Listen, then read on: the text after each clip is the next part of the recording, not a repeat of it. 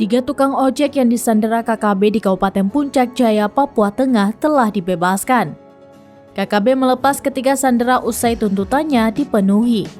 Dan Rem 173 Praja Vira Braja Brigjen Sri Widodo pada Selasa 25 April 2023 kepada wartawan menerangkan ketiga tukang ojek tersebut dibebaskan setelah proses negosiasi yang melibatkan tokoh masyarakat, tokoh adat, dan pemerintah daerah setempat.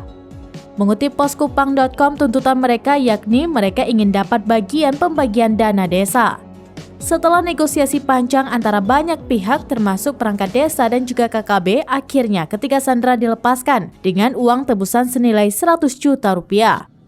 Ketiga tukang ojek itu pun dievakuasi ke Polres Puncak Jaya untuk pemeriksaan kesehatan. Brigjen Sri menegaskan situasi di Puncak Jaya telah berjalan normal dan kondusif.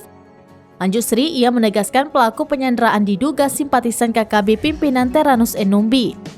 Saat ini aparat sedang mendalami identitas para pelaku. Sri menambahkan ketiga tukang ojek itu bisa dibebaskan tidak lebih dari 24 jam pasca penyanderaan oleh KKB berkat proses negosiasi yang berlangsung lancar.